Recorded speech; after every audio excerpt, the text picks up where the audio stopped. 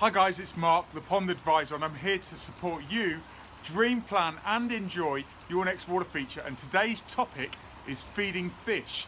And what we're going to do today is we're going to do a video on feeding the fish. So what do I feed, or what do I recommend to feed my fish? Well, I use a probiotic food for koi because this is one of the best foods that you can get.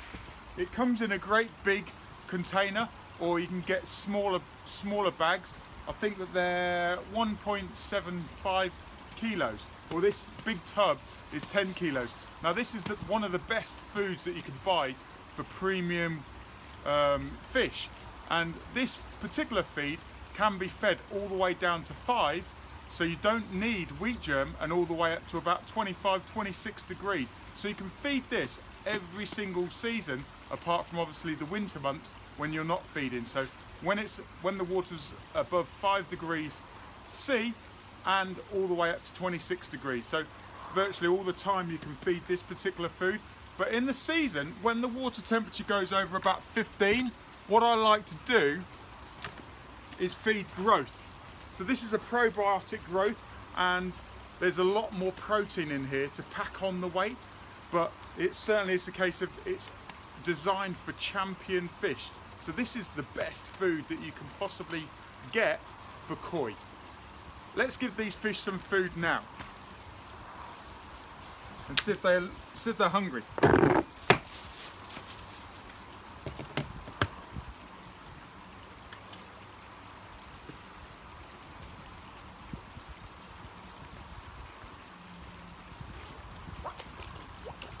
So let's talk about pellet size. Pellet size. I think the dog wants some as well. It's quite expensive for the dog. Let's talk about pellet size. So when you've got big fish, you want to use big pellets. Now, if you've got small fish, what you can do is you can break the pellets up. What I tend to do is I always tend to buy a 6mm pellet, because fish to, over a couple of feet can eat 6mm, and they stay up on the surface quite long for a 6mm pellet. And what we can do is we can crush them or process them for smaller fish, even baby goldfish when they're coming off, like the brine shrimp and stuff like that, and they're going onto a hard pellet, we can give them a powdered form. So the bigger the pellet, the better it is for the fish. What they've got, or koi and goldfish, they've got teeth in the back of their throat, and what they do is you can hear them crunching. In the season, you can actually hear them crunching, and they like to crunch things. If you think about a natural carp in a scenario in a lake, they love eating snails, and certainly they do like eating crunchy food. They don't just like like a soup mixture or a porridge mixture. Sometimes this time of the year, yes, that would be perfect, because it's a lot easier, it's pre-digest, and they would eat more of a paste food.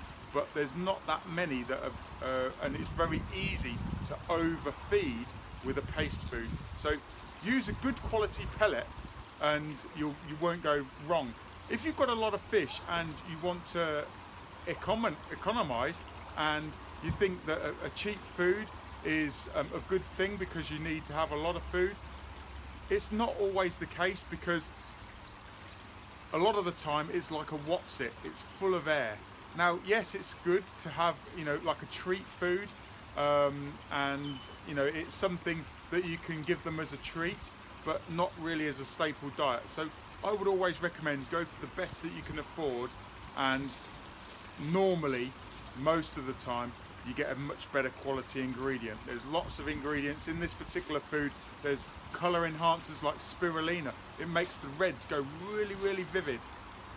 So there you go, there's a few tips. And I want to really answer your questions. Have you got any questions about feeding your fish?